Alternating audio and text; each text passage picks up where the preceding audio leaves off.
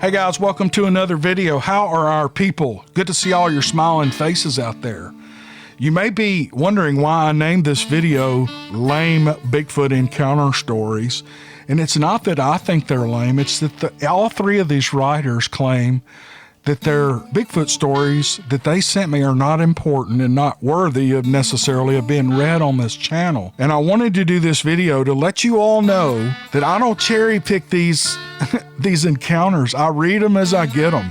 And they're all sent to me as true, 100% true. As I said in a previous video, I know I get trolled. I know I do. But why would somebody send in an email about anecdotal evidence and want to be anonymous? It just doesn't make sense. They're not trying to get attention. They're not trying to make a point. They're not trying to rock the Bigfoot world. They just want to share with you something they've heard in the woods that they thought was strange. And since the topic of this channel is cryptids, they're looking to see if maybe they might find the answer. And that's all this is about. And submitting your story to me anonymously is perfectly fine. I understand that there is no honor or dishonor in sharing your name or not sharing your name. It does not matter. So don't ever worry about that. If you want to leave your name out of it, you know I will leave your name out of it.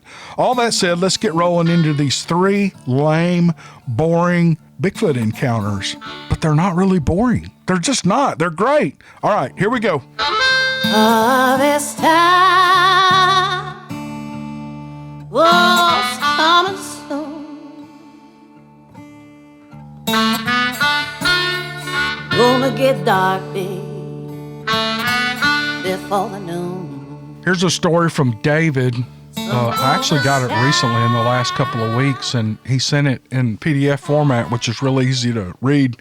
He's a good writer, and this is a great story, and he gives it the title, By the Light of the Silvery Moon. I recently had a strange realization that I may have had a Bigfoot encounter when I was 9 years old. Another fun fact about me is that as a young child, I watched An American Werewolf in London one too many times, which helped create an irrational fear of werewolves. My family has a long tradition of hunting and doing things outdoors.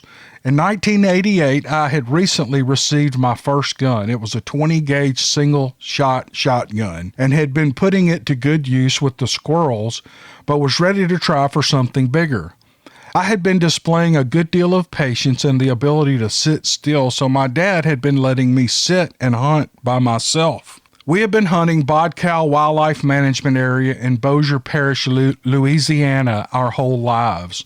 One cold morning, we went deer hunting in a spot where we had been going very regularly.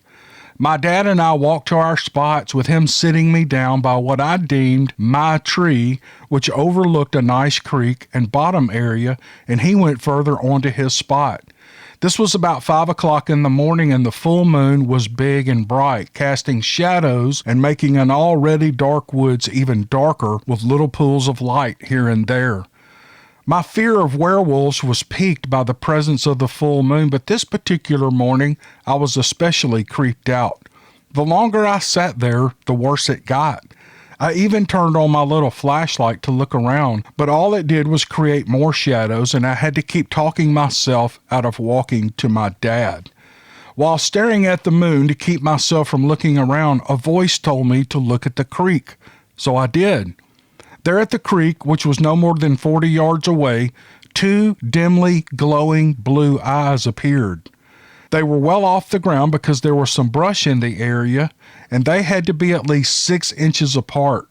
They appeared and disappeared in a matter of seconds. That was it. Screw this, I said to myself, and I started walking quickly to my dad's tree. When I got there, my dad said, "What's wrong? What are you doing here?" I said, "I'm scared." "Scared of what?" he said. "I'm afraid a werewolf is going to get me," or something to that effect. My dad said, "Boy, go sit back down. You've got a gun. If a werewolf comes, blow him in half." So I turned around thinking, I don't have any silver bullets. That was a long walk back to my tree. I sat there staring at the full moon with tears streaming down my face, refusing to look around until the sun came up. People have gotten a good laugh at my expense over the years from that story and my fear of werewolves, which thankfully I have outgrown. I could chalk the whole event up to that fear if it wasn't for that one thing. It was those eyes. It was not my imagination. I saw two dimly glowing blue eyes in that creek bottom that morning, but I couldn't explain it. What has eyes that glow blue in the dark? Now, 30 years later, I was listening to a podcast about Bigfoot encounters. The gentleman being interviewed told about a couple seeing blue reflectors on either side of the road, which turned out to be eyeshine from two Bigfoot. He went on to talk about the sense of dread and the overall creepiness whenever they were around. I heard this from other people on different podcasts as well. After listening to his stories, I jokingly asked myself if I had ever been really creeped out in the woods enough to where I wanted to leave. Chuckling, I said, well, there was a werewolf incident, and when I saw those blue eyes, oh my God, did I see a Bigfoot? Those little nuggets of information I heard popped into place. It's the only thing I can think of to explain my overwhelming sense of fear that morning, and of course the glowing blue eyes.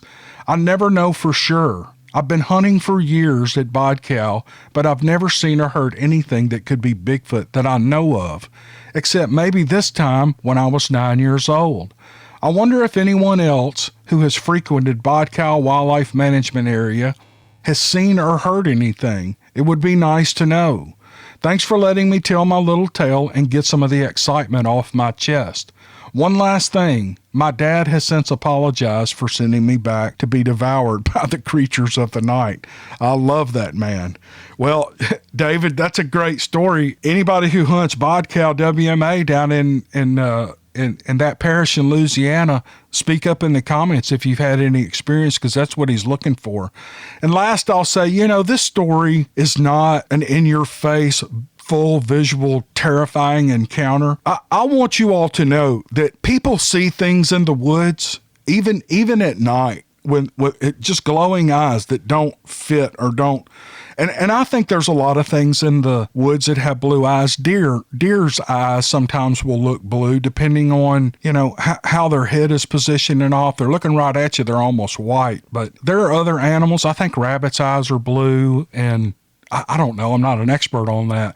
But the point is that if you've had any kind of encounter, it doesn't have to be a huge, long, exciting, epic story. Just let us know. Send in an email and just, if you just saw something driving down the highway, that's interesting to me. All of these encounters count. None of them are better or worse than the others. We just see what we see. So they can just be subtle, anecdotal type encounters because they're all important, and I love them all. So thanks, David, for sending that in, buddy. This email is from Tina, and here's what Tina says. I have 3 short stories to tell you. 2 that involved both my daughter and I, and 1 that was my daughter's own encounter. All 3 occurred within a short period of time. The first encounter happened at a popular trout fishing campground in southern Missouri. It was September of 2012, and the campground was packed full of campers. This campground was located in a valley that was surrounded by the Ozark Mountains. My husband, daughter, and I were camping in our large dome tent. We had enjoyed a full day of fishing and all the joys that go with that. After sitting around the fire, we decided it was time to retire for the evening. Just as I was about to doze off, I heard this loud, obnoxious noise. There was someone in the next tent who was sawing logs with an industrial-sized chainsaw, if you know what I mean. For me, a light sleeper, it meant no sleep tonight. It was very frustrating to say the least. Sometime after midnight, the snoring finally stopped, but it was too late for me. I was wide awake. As I lay there in the silence, I heard this low, wailing-type howling sound. It went on for several seconds, moving up and down in pitch as it echoed off the hills surrounding the campground. I live in rural Missouri, and I'm very familiar with the local wildlife and the sounds they make. I've heard bobcat, coyote, owls, and even bear, and this was not a sound that I had ever heard before. I also know what wolf and dog howls sound like, and this was not that either. My mind immediately went to the thoughts of Bigfoot. When we got home, I went online and I searched for recordings of Bigfoot. My father, who passed away in 1984, was a big believer in Bigfoot, and a coworker of his had seen one in southern Missouri. When I was a child, he and I bonded while watching the popular 1974 movie In Search of Bigfoot. When I finally found what I was looking for and played the recording, I was excited. It sounded identical to what I had heard. It was almost 2 years later before my daughter Elise was brave enough to tell me that she had also heard the same sound that night. Or should I say both strange sounds, the industrial saw and the Bigfoot. In 2013, a Lakota friend of ours talked Elise and I into hiking up to Black Elk's Lookout in the Black Hills of South Dakota. This hike took place at the end of March. It was 17 degrees with a foot of snow on the ground, not the easiest hike to take when you have been sitting on your backside all winter. We started out all amped up and excited about the adventure that was ahead. We were cutting up and joking around. At that time, our family had become big fans of Finding Bigfoot that airs on Animal Planet. So soon the conversation turned to that very subject. The Lakota are firm believers in Bigfoot. They say he walks between two worlds and has been seen regularly on the reservations. As our conversation continued, we soon began a Bigfoot calling contest. It was fun to hear our voices echoing out across the Black Hills. Before long, we were back to business with our hike and made our way towards an especially dense area of the forest. As we progressed into this area, we all started feeling uncomfortable. So much so that we all became very quiet except for the prayers that were being muttered just under our breath. As we came out of that area, we began to talk about what each of us were feeling. None of us visibly saw anything, but our Lakota friend was certain that we were being watched by Bigfoot. We had called them, and they had come. The next encounter is by far the most definite encounter. As I said earlier, we live in rural Missouri. We have a small farm with livestock that includes horses.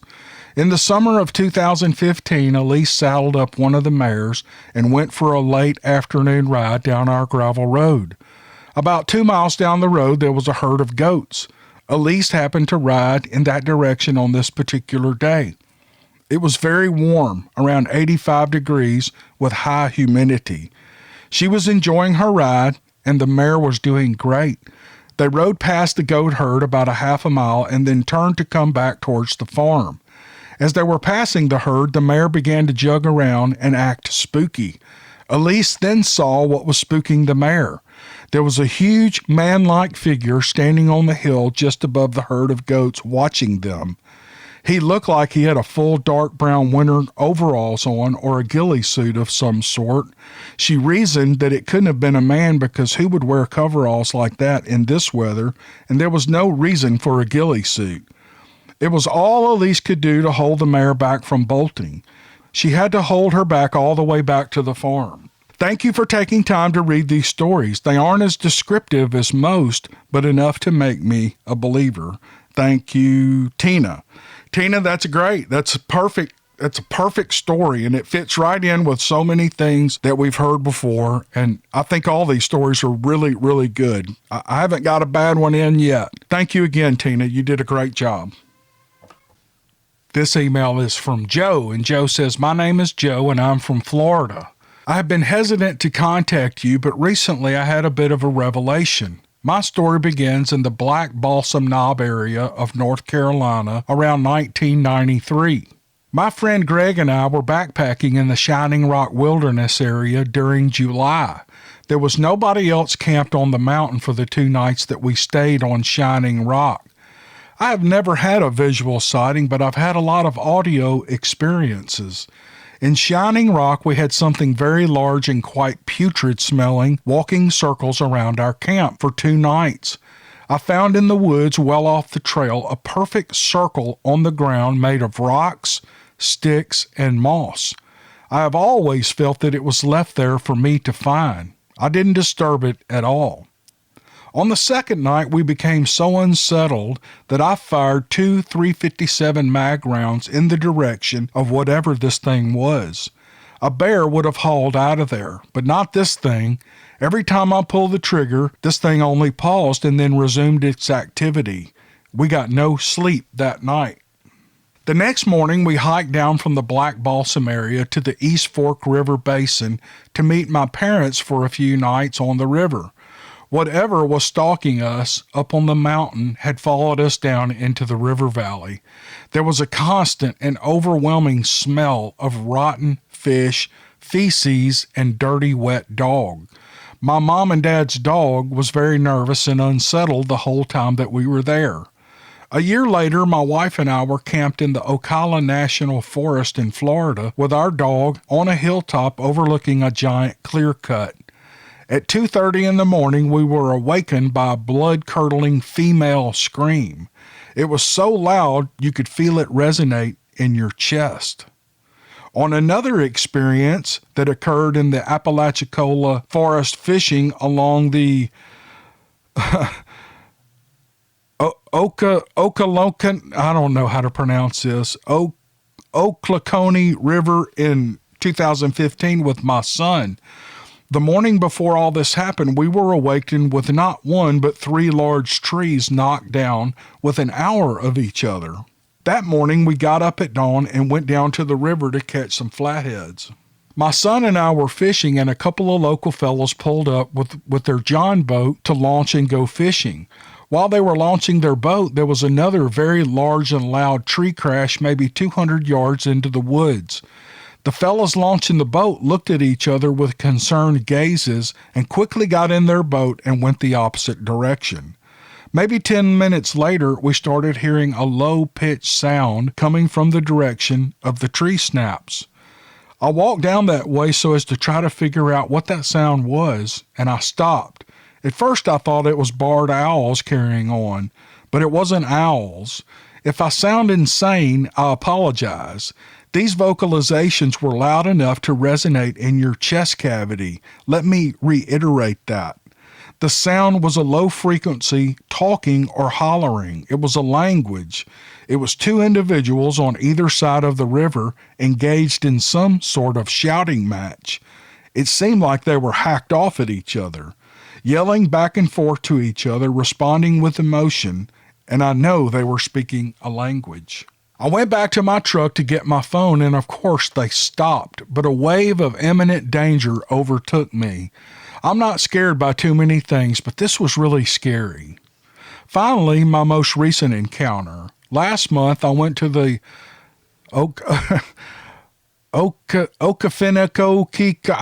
some national wildlife refuge in Georgia to spend a few nights in a canoe camping trail. At Cedar Hammock Canoe Shelter, I set up a camp on a floating platform. It was so nice listening to the sandhill cranes and the bull alligators rumbling off in the water. At 1:30 a.m., everything went silent. The silence woke me up. Just then, there was an extremely loud whoop behind me about 200 yards away. Compared to some of the experiences people have had, mine are pretty lame.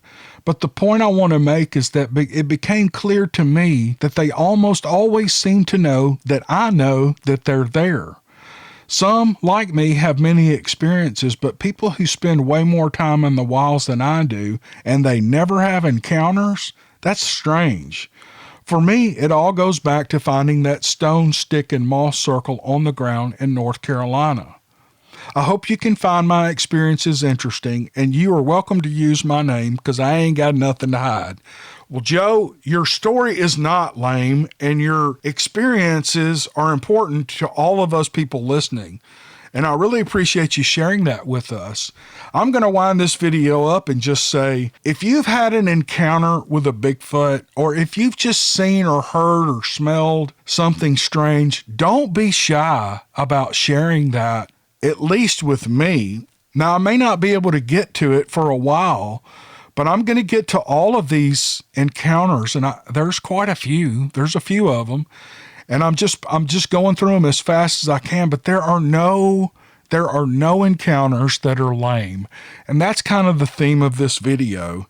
And I've just given you 3 encounters stories that I think are very anecdotal, very circumstantial, but I think these are things that a lot of people experience. And if they hear this, it might click with them and they'll say, okay, now I know what that noise could have been. It doesn't write it in stone, and it doesn't give you a complete verdict on what you heard.